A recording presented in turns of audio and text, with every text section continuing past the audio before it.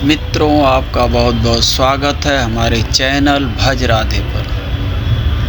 क्या पार्वती ही हैं माता दुर्गा? जानिए रहस्य। इस रहस्य को सुनाने से पहले यदि आप हमारे चैनल पर नए हैं तो पहले सब्सक्राइब करें, और यदि आपको जानकारी अच्छी लगे तो हमारे वीडियो को लाइक करना ना भूलें। तो आइए देरी ना करते हुए आपको हम ये जानकारी देते हैं कि क्या पार्वती ही हैं माता दुर्गा।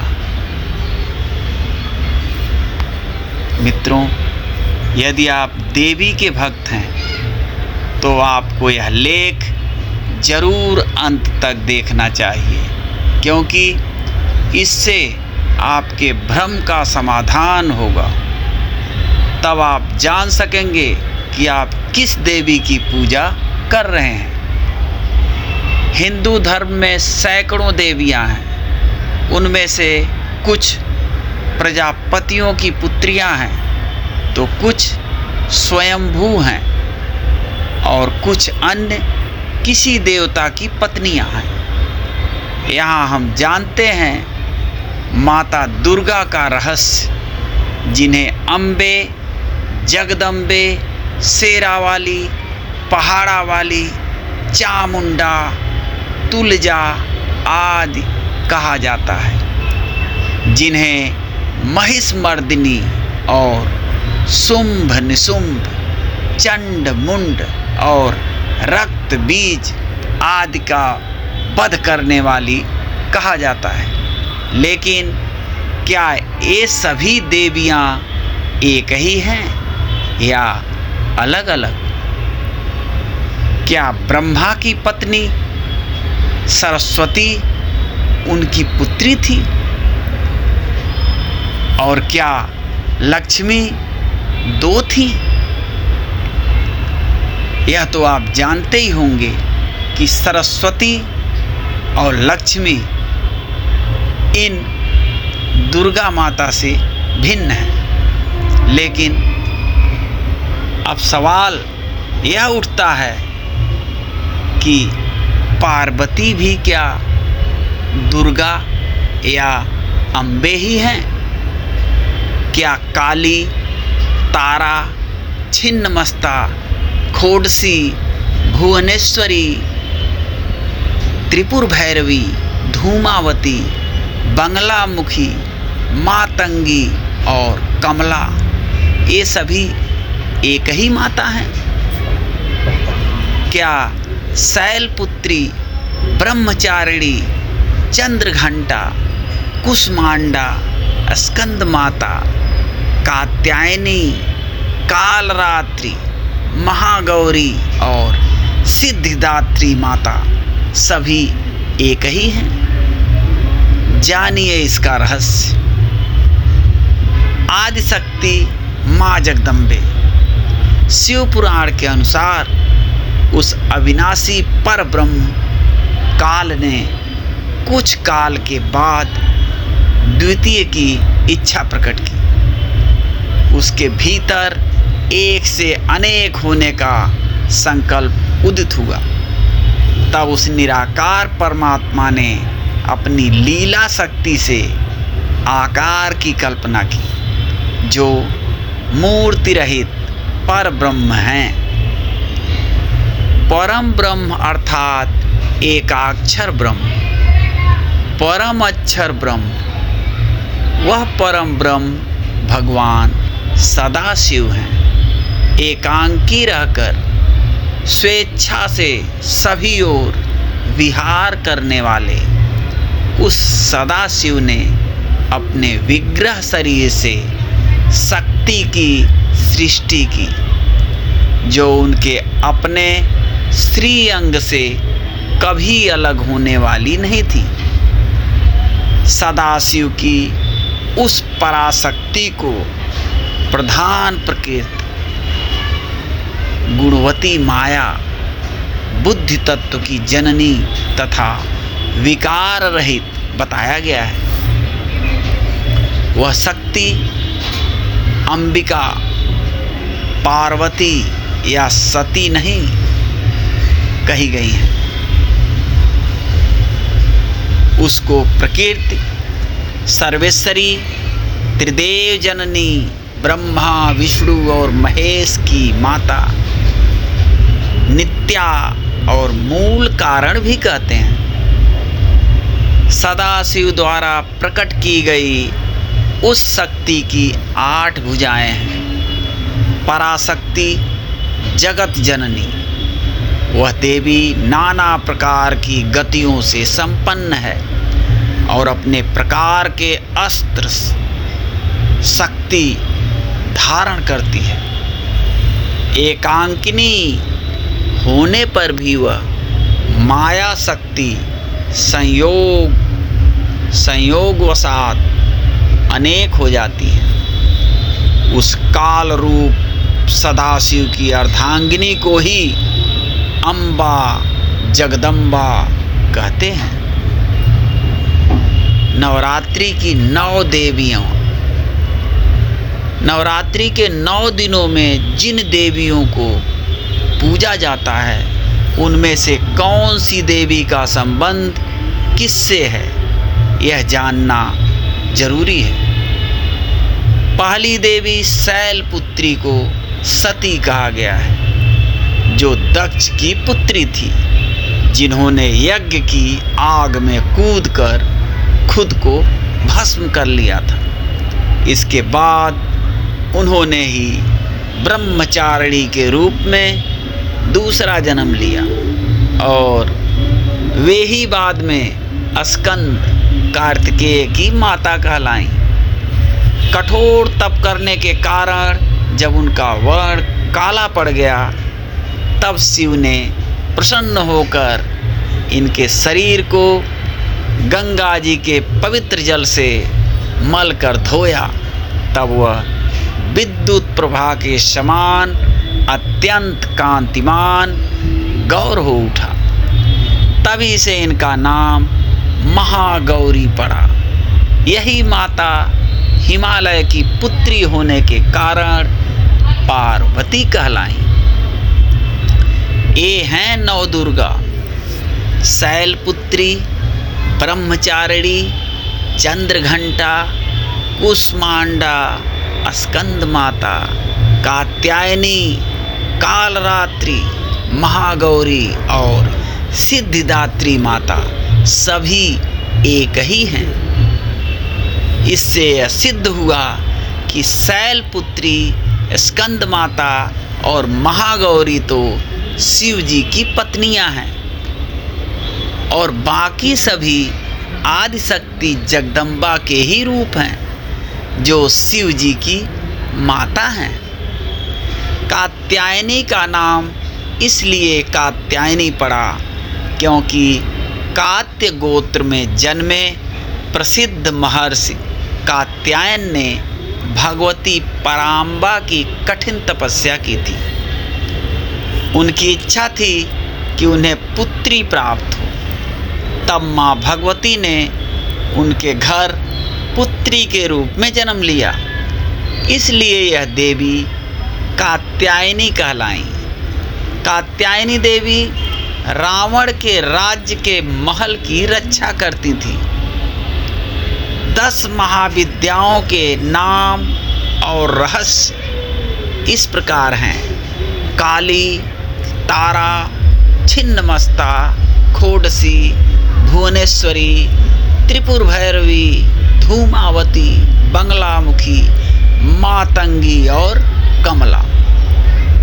कहीं कहीं इनके नाम इस क्रम में भी मिलते हैं: काली, तारा, त्रिपुर सुंदरी, भुवनेश्वरी, छिन्नमस्ता, त्रिपुर भैरवी, धूमावती, बंगलामुखी, मातंगी और कमला। अब सवाल यह उठता है कि ये सभी माता सती या पार्वती के ही रूप हैं या कि माता अंबिका के रूप हैं, या कि ये सभी अलग अलग देवियां हैं। काली इसमें से काली माता को भगवान शंकर की पत्नी कहा गया है। इन्होंने ही असुर रक्त बीज का वध किया था। और तारा दूसरी माता है, तारा जो प्रजापति दक्ष की दूसरी कन्या थी। यह तारा माता शैलपुत्री सती की बहन है। तारा देवी को हिंदू, बौद्ध और जैन तीनों ही पूजते हैं। यह तांत्रिकों की प्रमुख देवी तारा है। त्रिपुर सुंदरी, इनकी 4 भुजा और 3 नेत्र हैं। इसे ललिता, राजेश्वरी और त्रिपुर सुंदरी भी कहा जाता है। भारतीय राज्य त्रिपुरा में स्थित त्रिपुर सुंदरी का शक्तिपीठ है। यहाँ वस्त्र और आभूषण गिरे थे। त्रिमूर्ति ब्रह्मा, विष्णु, महेश्वर, शिव की जननी होने ऐसे जगदम्बा ही जननी होने से जगदम्बा ही त्रिपुरा हैं। उल्लेखनीय है कि महाविद्या समुदाय में त्रिपुरा नाम की अनेक देवियां हैं, जिनमें त्रिपुरा भैरवी, त्रिपुरा और त्रिपुर सुंदरी विशेष रूप से उल्लेखनीय है। भुवनेश्वरी 14 भुवनों की स्वामिनी माँ भुवनेश्वरी शक्ति सृष्टि क्रम में महालक्ष्मी स्वरूपा हैं। महाविद्याओं में इन्हें 4था स्थान प्राप्त है। संपूर्ण जगत के पालन पोषण का दायित्व इन्हीं भुवनेश्वरी देवी का है। परिणाम स्वरूप ये जगत माता तथा जगत धात्री के नाम से भी विख्यात है। प्रकृति से संबंधित होने के परिणाम स्वरूप देवी की तुलना मूल प्रकृति से भी की जाती है। काली और भुवनेशी प्रकारांतर से अभेद है। काली का लाल वर्ण स्वरूप ही भुवनेश्वरी है। दुर्गम नामक दैत्य के अत्याचारों से लोगों को निजात दिलाने वाली के कारण ये शाकंभरी और दुर्गा नाम से भी प्रसिद्ध हुई। देवी के मस्तक पर चंद्रमा शोभायमान है। तीनों लोगों को तारण करने वाली तथा वर देने की मुद्रा, अंकुश, पास और अभय मुद्रा धारण करने वाली माँ भुवनेश्वरी अपने तेज एवं तीनों नेत्रों से युक्त हैं। और छिन्न मस्ता, यह देवी माता पार्वती का ही एक रूप है। देवी का मस्तक कटा हुआ है, इसीलिए उनको छिन्न मस्ता कहा गया है। उनके साथ उनकी सहचरणी जया व विजया हैं। तीनों मिलकर उनके धड़ से निकली रक्त की 3 धाराओं का स्तमन करते हुए दर्शाई गई हैं। कामाख्या के बाद दुनिया के दूसरे सबसे बड़े शक्तिपीठ के रूप में विख्यात माँ छिन्नमस्तिके मंदिर काफ़ी लोकप्रिय है। झारखंड की राजधानी रांची से लगभग 79 किलोमीटर की दूरी रजरप्पा के भैरवी भेड़ा और दामोदर नदी के संगम पर स्थित माँ छिन्नमस्तिके का यह मंदिर है। रजरप्पा की छिन्नमस्तिका को 52 शक्तिपीठों में शुमार किया गया है। और त्रिपुर भैरवी, नारद पांचरात्र के अनुसार यह माता काली का ही स्वरूप है। यह महाविद्या के रूप में छठी शक्ति है। त्रिपुर का अर्थ तीनों लोक। दुर्गा सप्तशती के अनुसार देवी त्रिपुर भैरवी महिषासुर नामक दैत्य के वध के काल से संबंधित है। त्रिपुर भैरवी ऊर्ध्वान्वय की देवता हैं। माता की 4 भुजाएं और 3 नेत्र हैं। इन्हें खोडसी भी कहा जाता है। खोडसी को श्री विद्या भी माना जाता है। देवी अपने अन्य नामों से प्रसिद्ध हैं तथा ये सभी सिद्धि योगिनियाँ हैं। त्रिपुर भैरवी, कोलेश भैरवी, रुद्र भैरवी, चैतन्य भैरवी, नित्य भैरवी, भद्र भैरवी, शमशान भैरवी, सकल सिद्धि भैरवी, संपत प्रदा भैरवी, कामेश्वरी भैरवी इत्यादि। इसकी साधना से खोडस कला निपुण संतान की प्राप्ति होती है। देवी त्रिपुर भैरवी का घनिष्ठ संबंध काल भैरव से है, जो जीवित तथा मृत मानवों को अपने दुष्कर्मों के अनुसार दंड देते हैं तथा अत्यंत भयानक स्वरूप वाले तथा उग्र स्वभाव वाले हैं। काल भैरव स्वयं भगवान शिव के ऐसे अवतार हैं जिनका घनिष्ठ संबंध विनाश से है। धूमावती, 7वीं महाविद्या धूमावती को पार्वती का ही रूप माना गया है। एक बार देवी पार्वती भगवान शिव के साथ कैलाश पर विराजमान थी। उन्हें अकस्मात बहुत भूख लगी और उन्होंने वृषभ ध्वजा पशुपति से कुछ खाने की इच्छा प्रकट की। शिव के द्वारा खाद्य पदार्थ प्रस्तुत करने में विलंब होने के कारण क्षुधा पीड़िता पार्वती ने क्रोध से भरकर भगवान शिव को ही निगल लिया। ऐसा करने के फलस्वरूप पार्वती के शरीर से धूम रास निस्सृत होने लगी, जिस पर भगवान शिव ने अपनी माया द्वारा देवी पार्वती से कहा, धूम्र से व्याप्त शरीर के कारण तुम्हारा एक नाम धूमावती पड़ेगा। एक अन्य कथा के अनुसार महाप्रलय के समय जब सब कुछ नष्ट हो जाता है, स्वयं महाकाल शिव भी अंतर्ध्यान हो जाते हैं। माँ धूमावती अकेली खड़ी रहती है और काल तथा अंतरिक्ष से परे काल की शक्ति को जताती है। उस समय ना तो धरती, ना ही सूरज, चाँद, सितारे रहते हैं। सिर्फ धुआं और राख, वही चरम ज्ञान है। निराकार, न अच्छा न बुरा, न शुद्ध न अशुद्ध, न शुभ न अशुभ, धुएं के रूप में अकेली माँ धूमावती वे अकेली रह जाती हैं। सभी उनका साथ छोड़ जाते हैं। इसलिए अल्प जानकारी रखने वाले लोग उन्हें अशुभ घोषित करते हैं।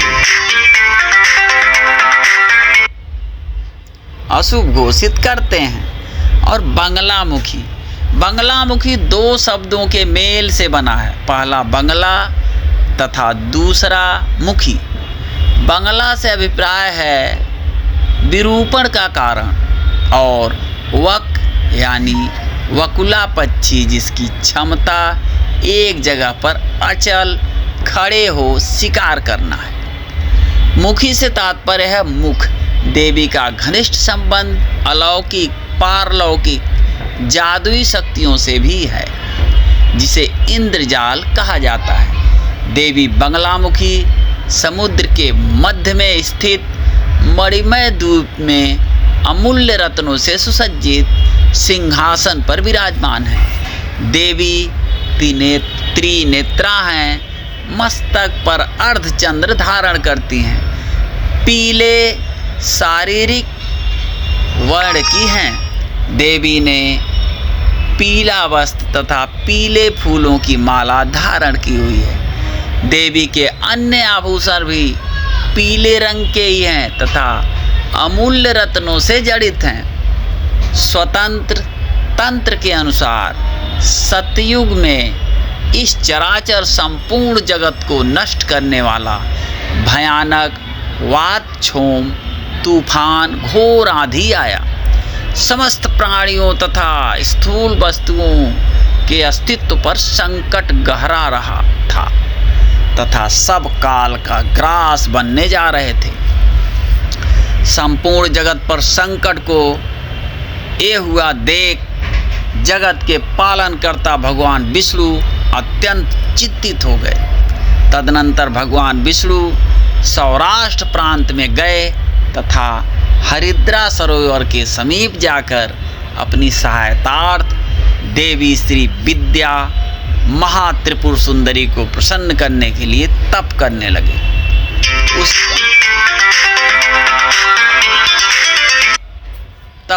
लगे।